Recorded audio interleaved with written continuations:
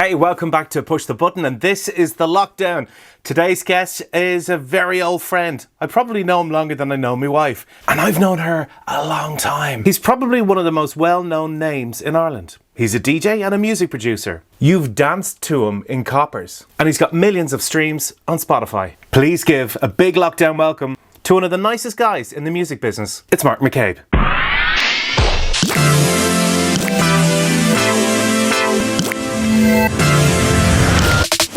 Mark, how are you, man? Good, man. How are you? Yeah, fantastic. Thanks very much. So this is crazy, isn't it? It's a bit weird, all right? It's good, though. I've been saying the last couple of days, you could kind of get used to this. Oh, really? Could you? Yeah, I think. Yeah, well, I don't know. There's something very calming and nice, and it's kind of that like week between Christmas and New Year's. Yeah, Except I get you. it's just really extended.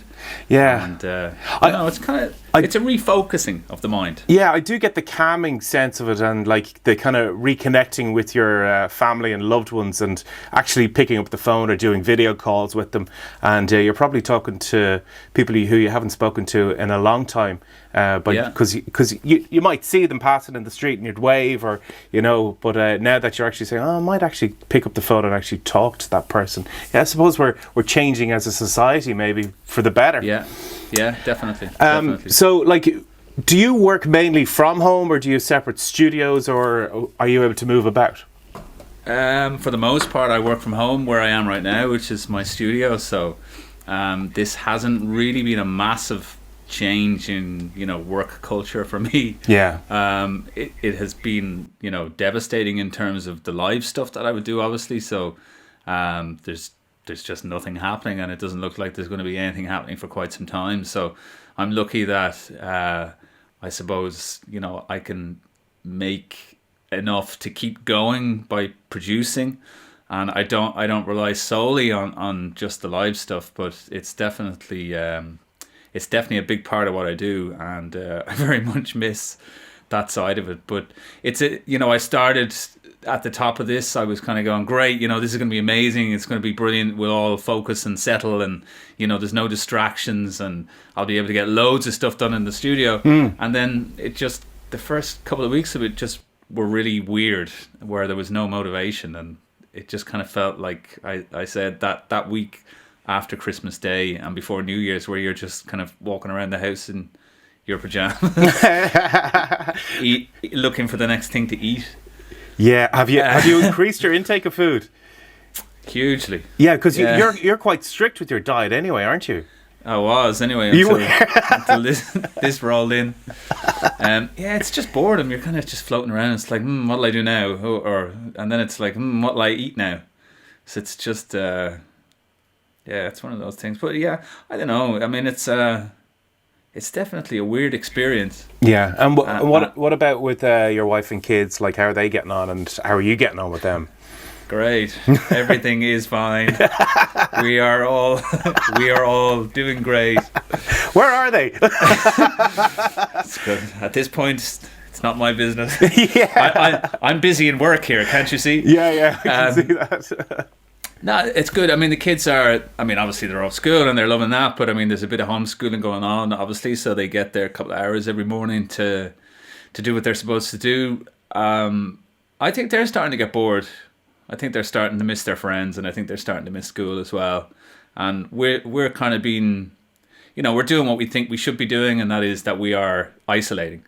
So there's kids that are out on the streets and they're playing away, but we're kind of going, that's what we've been asked not to do. Yeah. So let's not do that. And that's kind of tough for them, because they can kind of see other kids maybe out front. But look, Fortnite, Xbox, Fortnite is your friend, yeah. Yeah. What more could they possibly want? But like I say, I think they're starting to get a little bit bored of all of that now, to be honest. Yeah. Well, maybe you should. Have they been into anything that you do, like music production?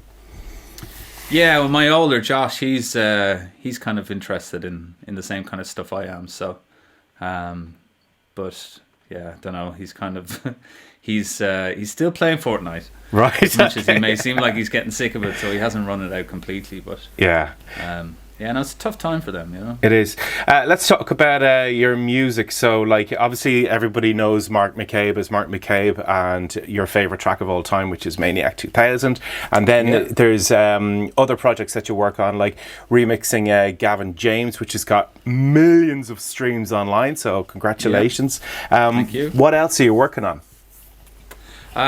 So I just released today, or this week, depending when you're watching this, or this month, a remix for a guy called Twain Ray. He's from the Netherlands, and it's gone out on Lucas Estrada's label. That's Lucas and Steve. Oh yeah. It's a track called Praise the Morning, so it's quite nice. But it's I kind of have different. I should have created an alias when I did the Gavin James remix because it was so big. Yeah. And the problem with that is that for, you know, certain territories, that's what they associate me with. Okay. But then you come back home and it's, you know, Maniac or I'm Feeling It. And people kind of go, there's a bit of a contrast between the two. So yeah. I'm defining it as chill house. Okay. So I kind of do the chill house stuff, which has been remixes for James Arthur or Gabriel Applin or Gavin James or this thing for Twain. So that's one side of what I'm doing, and then I just developed another alias, which is more commercial dance, but it's just away from the McCabe complications, in the sense that I can. That's for another day. We'll We'll talk about that another day. Yeah, no, I know. Look, it's hard when you've got a track as big as Maniac has been and continues to be. Yeah. It's off doing its own thing. I don't really have a relationship with it other than when I perform it at a gig or whatever, but it's there constantly working away in the background and people are, you know, having fun with it. So but when it's at the level that is, which is kind of like there's only a handful of tracks in existence these days that kind of has that, you know, notoriety, which is great, but it's also, the problem is that's the default that people continue to go back to.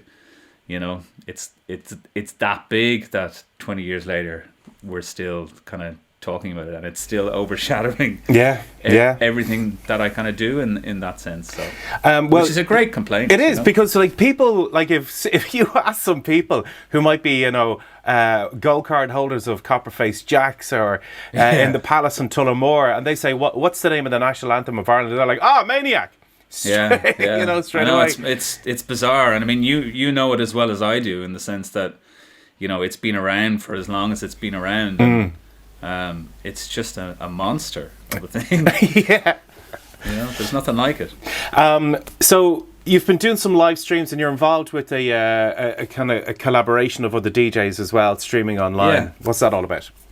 Yeah, so I was doing a couple of streams just because, you know, killed a bit of time and kept the profile up, like most people, and I just kind of felt like it was running through the same routine as a lot of other people were. So I was just trying to find an angle, or, you know, something that I could do that would be slightly different.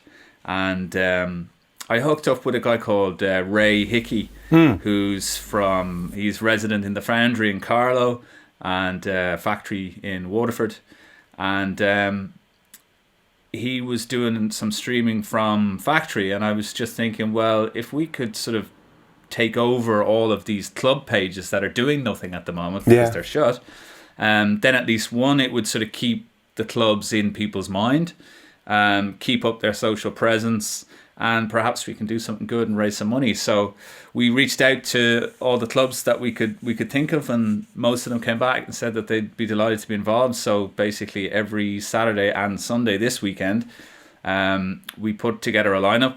Last week it was predominantly Irish, so we had John Gibbons, myself, Ray and Dano.